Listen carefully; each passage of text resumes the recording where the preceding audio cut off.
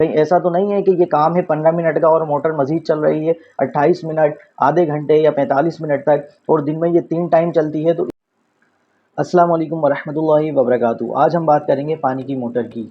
पानी की मोटर का घंटों घंटों चलते रहना ये कोई अच्छा साइन नहीं, बल्कि ये एक रेड इंडिकेशन है, क्योंकि जितनी ज़्यादा मोटर चलेगी तो उतना ज़्यादा बिल जनरेट होगा। आज हम कुछ ऐसे पॉइंट्स पर हम बात करेंगे कि जिसकी मदद से हम अपने इलेक्ट्रिसिटी के बिल को सेव कर सकते हैं।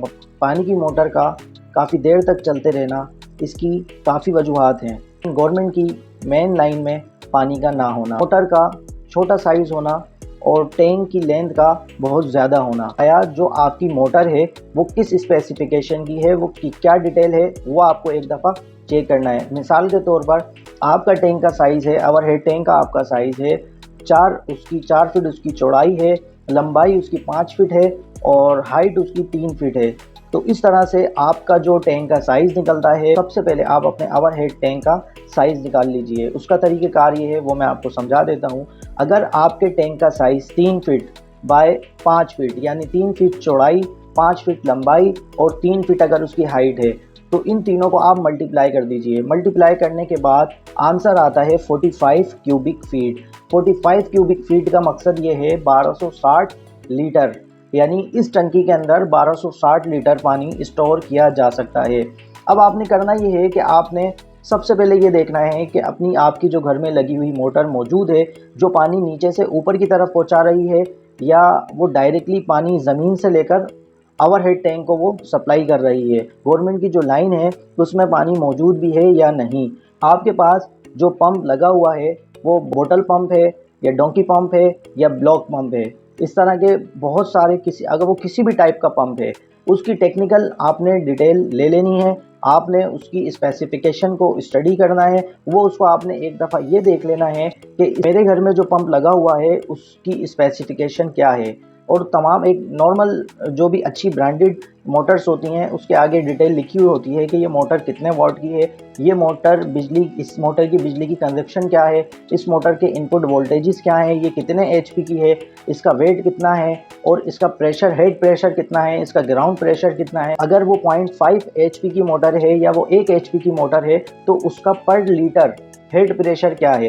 हेड प्रेशर अगर उसका है, यानी हेड प्रेशर उस प्रेशर को कहते हैं कि 20 फीट का हेड प्रेशर है या 30 फीट का हेड प्रेशर है, उस हेड प्रेशर के साथ वो मोटर उसका प्रेशर क्या है, यानी 30 लीटर पर मिनट या फिर 45 मीटर पर मिनट, 45 लीटर पर मिनट के हिसाब से ये पानी की मोटर ऊपर over head tank 45 litre over head tank को पानी सप्लाई करेगी। तो इट्स मीन कि ये तकरीबन 8 घंटे तक ये मोटर नीचे से ऊपर की तरफ चलते रहेगी। ये तो हुई कैलकुलेशन की बात। अगर इसकी ओवर हेड का प्रेशर 15 फीट है या 20 फीट है और आपका टैंक है 30 फीट पर, तो उसके अगर आप लॉसेस निकाल देते हैं तो ये मज़ीद 45 मिनट तक ये मोटर चलती रहेगी, 1 एचपी की मोटर। और अगर नीचे लाइन में पानी नहीं है तो मज़ीद वो सक्शन करके और आपको मालूम नहीं होगा कि पानी नीचे मौजूद है या नहीं है, तो इस तरह से भी इसके लॉसेस बढ़ते रहेंगे। करना ये है कि मोटर की आपने एचपी निकाल लेने हैं, अपनी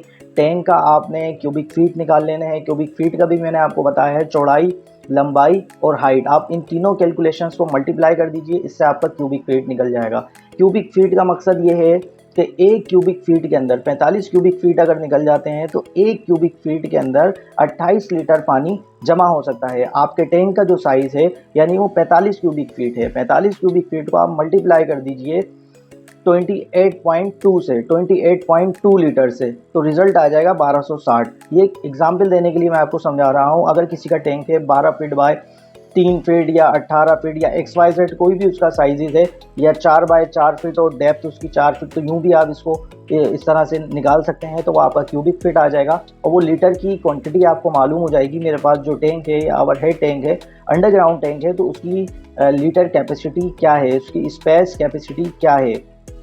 उसके बाद आप मोटर की सिलेक्शन कर सकते हैं और आपने जो मोटर लेनी है उसको आपने सिंपल ये देख लेना है वो आया 1 किलोवाट की है या आधा किलोवाट की है। अगर का प्रेशर टाइम आपको उसका लीटर टाइम ज़्यादा होना चाहिए, यानी 45 लीटर पर मिनट, यानी 45 मिनट्स पर मिनट के हिसाब से ये पानी आगे सप्लाई करेगी ये मोटर। तो आपने जो आपकी कैलकुलेशन निकलेगी टैंक की, यानी 1260, जिस तरह से मैंने आपको बताया, लंबाई चौड़ाई ये सारी चीज़ें कैलकुलेशन कर लेने के बाद जो 45 रिज़ल्ट आया आपका, या आपका जो रिज़ल्ट आया है 1260, उसको आपने डिवाइड कर देना है 45 से, तो आपके मिनट्स निकल के आ जाएंगे कि ये कितनी देर तक मोटर चलती रहेगी। कहीं ऐसा तो नहीं है कि ये काम है 15 मिनट का और मोटर मज़ीद चल रही है 28 मिनट, आधे घंटे या 45 मिनट तक, और दिन में ये 3 टाइम चलती है। तो इस तरह से आप अपनी बिजली को सेव कर सकते हैं, और आप एक अच्छी सिलेक्शन करके, एक अच्छी कैलकुलेशन करके इस तरह से आप अपनी बिजली को बचा सकते हैं। अगर ये कैलकुलेशन आपको नहीं पता, आपको अपने टैंक का साइज़ नहीं पता, तो सबसे पहले अपने टैंक का साइज़ मालूम कर लीजिए। लोग डोंगी पंप लगाकर ज़मीन से डायरेक्ट गवर्नमेंट की लाइन से लेकर ओवरहेड टैंक को सप्लाई कर रहे होते हैं। जिस पानी है या नहीं है, तो जो पानी ऊपर की तरफ सप्लाई कर रहे होते हैं, वो लाइन का डिस्टेंस, फिर मोटर की कैलकुलेशन, मोटर के वोल्टेज, अब आया डोंकी पंप की जो पर लीटर इसकी जो प्रेशर है, जो इसकी फीडिंग है, जो सप्लाई है इसकी वाटर की, वो क्या है। अब उसी से ही नीचे से पानी ले रहे होते हैं, उसी मोटर से पानी ओवरहेड टैंक में जा रहा होता है, तो ये बड़ा टाइम टेकिंग प्रोसेस हो जाता है। और जहाँ डोंकी पंप का इस्तेमाल है, जहाँ पर ये पानी ज़मीन से ऊपर फीड हो रहा होता है, वहाँ पर उन घरों में इलेक्ट्रिसिटी के बिल बहुत ज़्यादा आ रहे होते हैं। नंबर 1 के ग्राउंड टैंक में पानी स्टोर नहीं हो रहा होता। सेकंड, ये जो मोटर आपकी पानी ओवरहेड टैंक को जो सप्लाई कर रही होती है, ये एक लंबा टाइम टेकिंग प्रोसेस हो जाता है, लॉसेस इसके बहुत ज़्यादा होते हैं। तो आपने करना ये है, अपने घर के टैंक का साइज़ निकाल लेना है। टैंक का साइज़ किस तरह से निकालना है वो आप फार्मूले में देख सकते हैं। और उसके बाद आपने जो मोटर घर में लगानी है, तो सबसे पहले वो पानी का टैंक की कैलकुलेशन, वो आपका एरिया, कितना स्पेस है, कितनी देर में आपने भरना है, उस हिसाब से हर मोटर पर ये बात लिखी होती है। ये कितने लीटर पर मिनट के हिसाब से फीड करेगी, ठीक है, पानी को ये सप्लाई करेगी। मैं उम्मीद करता हूँ मोटर से रिलेटेड तमाम टेक्निकल गुफ्तगू आपकी बखूबी समझ में आ गई होगी। अपना ख्याल रखिएगा, दुआओं में याद रखिएगा। अल्लाह नेगेबान।